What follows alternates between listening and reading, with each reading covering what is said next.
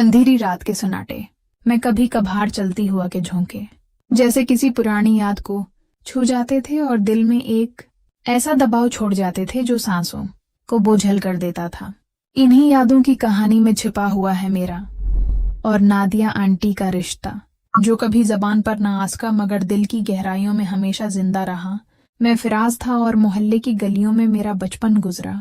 वहीं एक घर था जिसके दरवाजे पर कदम रखते ही मेरे दिल में एक अजीब सा सुकून उतरता था। ये घर नादिया आंटी का था, जो कई साल पहले बीवा हो चुकी थी। उनके चेहरे की कशिश और उनके रवैये की नरमी ने मुझे हमेशा अपनी तरफ खींचा। वो अक्सर मुझे किसी काम के लिए बुला लेते हैं और मैं खुशी खुशी उनके पास पहुंच जाता, क्योंकि न सिर्फ इनका साथ मुझे सुकून देता बल्कि वो हमेशा मेरे काम के बदले पैसे भी देते, जिनकी इस वक्त मुझे बहुत जरूरत हुआ करती थी।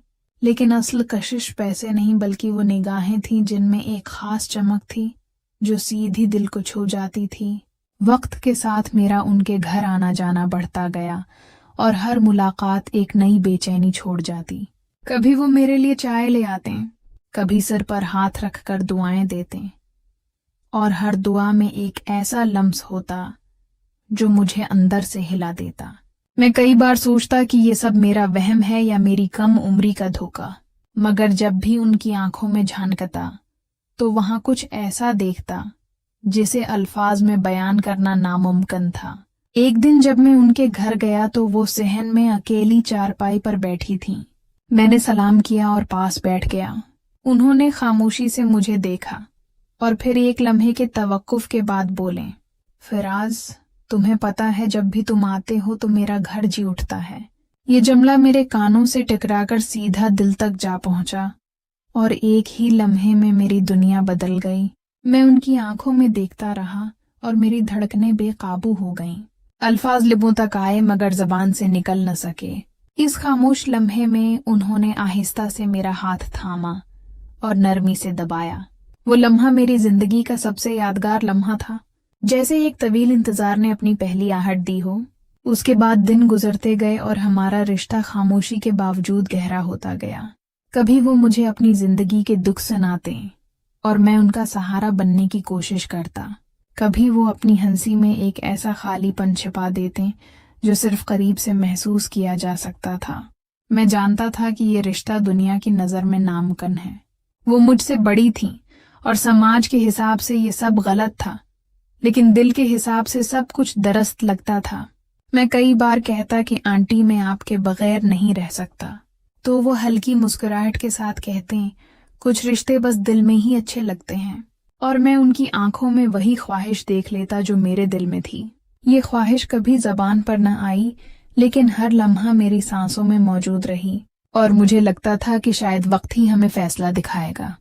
वक्त गुजरता गया और नादिया आंटी के साथ मेरी करबत खामोशी के एक ऐसे रिश्ते में बदल गई जिसे अल्फाज की जरूरत नहीं थी।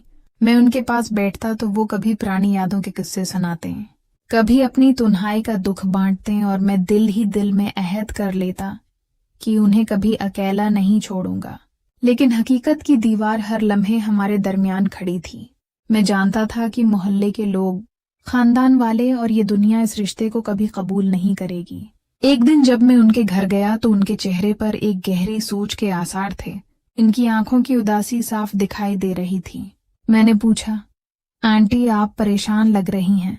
वो खामोश हुई और फिर बोले, फिराज, मैं नहीं चाहती कि तुम्हारी जिंदगी किसी मुश्किल में पड़े। लोग बातें करेंगे, रिश्तेदार तंज करेंगे, मैं ये सब बर्दाश्त कर सकती हूँ, लेकिन तुम्हें उस आग में नहीं झोंक सकती। उनकी आवाज में एक ऐसी शिद्दत थी जिसने मेरा दिल काट कर रख दिया। और फिर वो लम्हा आया जब उन्होंने फैसला सुनाया। उन्होंने कहा, मैंने सोचा है कि तुम्हारी शादी अपनी छोटी बहन मरियम से करवा दूंगी। वो जवान है, खूबसूरत भी है और तुम दोनों की जोड़ी अच्छी लगेगी। यूं तुम हमेशा मेरे आसपास ही रहोगे। ये सुनकर मेरा दिल लरज गया। मैं बोलना चाहता था, सब कुछ रोक देना चाहता था, मगर उनकी आंखों में कुर्बानी की रोशनी और मोहब्बत की गहराई देखकर खामोश हो गया। इनकी खुशी मेरे लिए सब कुछ थी। चंद ही दिनों में मेरी और मरियम की मंगनी हो गई। सब लोग खुश थे, लेकिन मेरे दिल में एक तूफान बरपा था। मरियम मासूम और नेक दिल लड़की थी। वो मेरी बीवी बनी और मुझसे बेपनाह मोहब्बत की, मेरा ख्याल रखा। लेकिन मेरे दिल के किसी कोने में नादिया आंटी की जगह कोई और नहीं ले सका। शादी के दिन निकाह के कमरे में बैठा मैं बार बार उनके चेहरे को ढूंढ रहा था। वो आंगन के कोने में खड़ी मुस्कुरा रही थीं, मगर उनकी आंखों में छिपी नमी सिर्फ मैं देख सकता था। वो नमी जिसमें मोहब्बत भी थी, कुर्बानी भी, और एक दायमी जदाई का ऐलान भी। शादी के बाद मेरी जिंदगी एक नए रास्ते पर चल पड़ी। मरियम अच्छी बीवी साबित हुई, हम करीब भी आए, खुशियां भी बांटे, लेकिन दिल के अंदर एक खालीपन हमेशा बाकी रहा।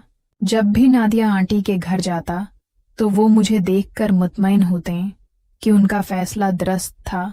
कभी मरियम को दुआएं देती और कहते तुम खुश नसीब हो कि तुम्हें इतना अच्छा शौहर मिला है। उनकी मुस्कुराहट के पीछे छिपी वही खामोश तकलीफ में हर बार महसूस करता। वक्त के साथ सबने सोचा कि नादिया आंटी ने अपनी बहन का मुस्तकबल संवार दिया और मैंने एक नेक बीवी पाली, लेकिन दिल के अंदर की सच्चाई कुछ और थी। ये मोहब्बत कुर्बानी की शक्ल में जिंदा रही। नादिया आंटी ने मुझे अपने करीब रखने के लिए अपनी ख्वाहिश कुर्बान कर दी और मैंने दुनिया के लिए एक नया रिश्ता कबूल कर लिया। मगर दिल के नहा खानों में उनका वजूद हमेशा रोशन रहा। हजारों लोगों के बीच भी अगर नादिया आंटी मेरे करीब होते तो मुझे सुकून मिलता। ये वो कहानी है जो दुनिया कभी नहीं जान पाई, मगर मेरे दिल की धड़कनों में हमेशा कैद रहेगी। एक ऐसी मोहब्बत जो कभी जबान पर न आ सकी, मगर जिंदगी भर सांसों में साथ रही।